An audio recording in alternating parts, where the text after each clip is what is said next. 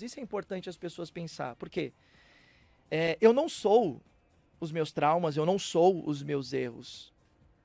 Então, o mundo condiciona a gente muito a isso, a culpa, né? Uhum. Então, você chega e você se sente culpado, porque eu me senti um peixe fora d'água. Eu falei, o que eu tô fazendo aqui dentro?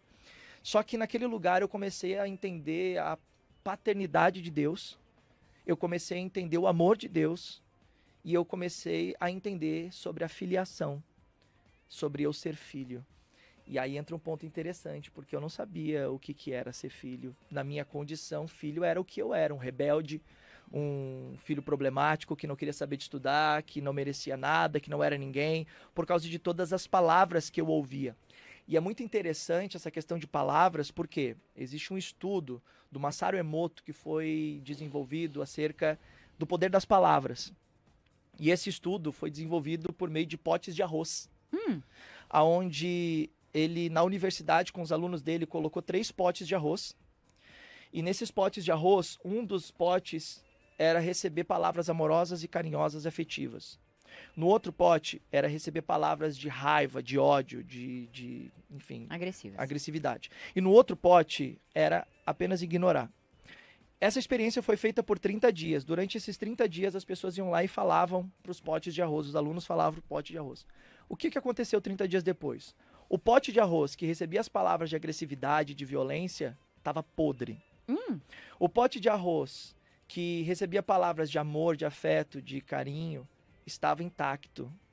E o pote de arroz que recebeu apenas a rejeição, de ignorar e não falar nada, estava no processo de putrificação.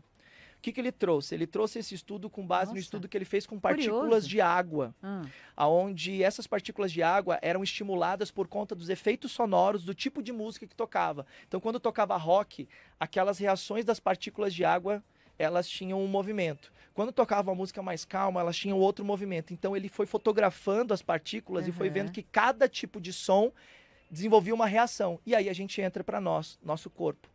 O que é o nosso corpo? O nosso corpo é, em média, 70% água, 30% carbono. Ou seja, o que isso significa? Nós somos consequência dos estímulos das palavras que nós recebemos constantemente. E eu recebia palavras só negativas, ruins, péssimas, a vida inteira. Minha mãe tentava, de toda maneira, mudar isso. Minhas irmãs não tinham, coitadas, nenhuma experiência nesse sentido, porque elas também eram filhos. Mas o pai tem um peso muito grande na vida dos filhos. Sim. Os pais têm. Então a gente tem visto hoje consequências da falta de paternidade. Existem estudos que já revelam que grande parte dos problemas de comportamentos de estupradores, comportamentos de pessoas que estão na cadeia, jovens que estão na cadeia, homens agressivos e violentos, isso tudo é a ausência de pai, é a ausência de pais. Né? Então, esses estudos comprovam que quando você tem pai e mãe, você tem a presença paterna e materna, mas principalmente a paterna, e essa presença é presente de fato, não é só ter um pai, né? Porque qualquer um pode ter um filho, mas somente homens de verdade podem ser pais. Então, a gente conseguir desenvolver essa capacidade de entender que é necessário não apenas por conta do desejo de ter um filho, mas sim por aquele homem ou aquela mulher que essa criança vai se tornar lá na frente, a gente começa a pensar sobre aquilo que a gente faz.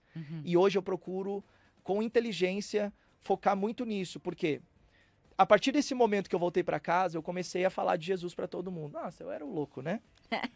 Que isso agora? De um dia pro outro. Ah, o que é isso? Você?